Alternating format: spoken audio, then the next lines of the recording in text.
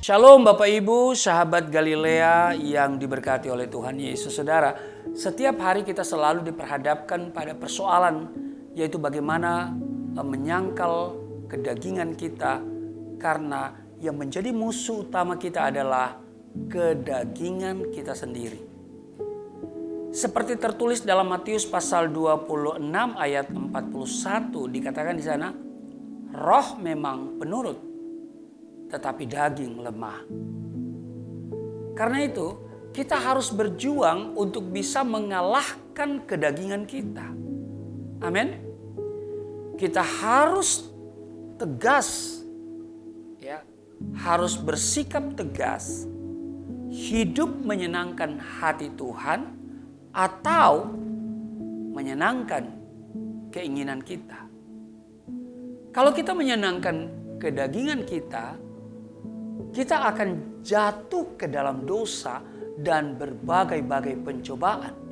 Tetapi kalau kita menyenangkan hati Tuhan, maka damai sejahtera itu menjadi milik saudara dan saya. Karena itu mari kita hidup sesuai firman-Nya, supaya kita berkenan kepada Tuhan dan hati Tuhan disenangkan. Amin. Alkitab dengan jelas menyatakan bahwa kita ini dipanggil untuk hidup dalam kebenaran. Kita dipanggil untuk melakukan kebenaran dan memiliki karakter seperti Kristus. Dengan tegas, Alkitab menyatakan di 1 Tesalonika pasalnya yang keempat, pada 1 Tesalonika pasalnya yang keempat, pada ayat 7 dan ayatnya yang ke-8. Saudara, dikatakan firman Tuhan, Allah memanggil kita bukan untuk melakukan apa yang cemar, melainkan apa yang kudus. Di ayat yang ke-8, karena itu siapa yang menolak ini bukanlah menolak manusia, melainkan menolak Allah yang telah memberikan juga rohnya yang kudus kepada kamu. Karena itu saudara, berhentilah untuk melakukan perbuatan cemar. Adalah sia-sia ibadah yang kita jalankan jika kita masih berkompromi dengan dosa dan tetap hidup menurut kedagingan atau manusia duniawi kita. Ingat, kita sudah diberi segala fasilitas yang terbaik oleh Tuhan. Kita dilindungi, kita dijaga, dan kita dipelihara oleh Tuhan. Maka tidak ada alasan lagi untuk tidak hidup dalam kesalehan.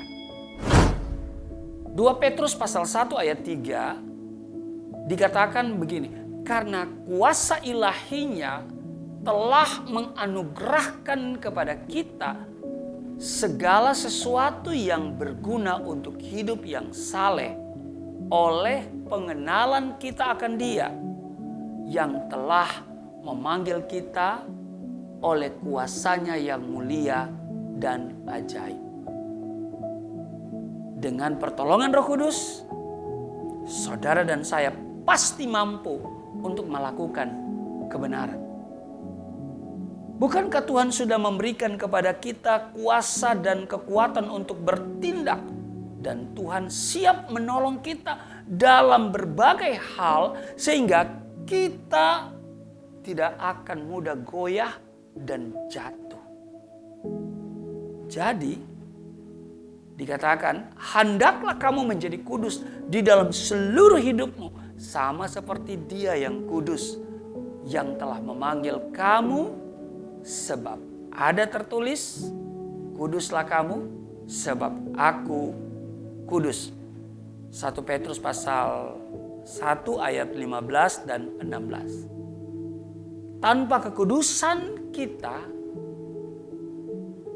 saudara dan saya tidak akan mungkin bisa ikut memerintah bersama dengan Kristus. Kita sudah menerima kasih karunia yang besar dari Tuhan kita, maka mari kita merespon dengan hidup dalam kekudusan. Kekudusan adalah buah dari menerima kasih karunia. Makanya saudara, di dalam Efesus pasal 1 ayat 4 dikatakan, sebab di dalam Dia Allah telah memilih kita sebelum dunia dijadikan, supaya kita kudus dan tak bercacat di hadapannya. Kiranya firman Tuhan ini menjadi pelajaran penting bagi kita yang telah menerima kasih karunia, dan kita harus meresponnya dengan hidup di dalam kekudusan. Tuhan Yesus memberkati. Mari kita berdoa. Terima kasih Tuhan, kami telah dipilih sejak semula untuk dikuduskan, dan darah Yesus telah menguduskan kami satu kali dan untuk selamanya.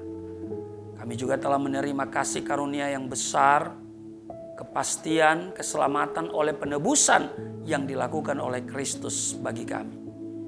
Maka kami mau hidup seturut kehendak-Mu, dan kami mau berjalan dalam kekudusan Tuhan. Berkati seluruh mereka yang menyaksikan tayangan ini, yang selalu setia mengikuti sahabat Galilea setiap hari.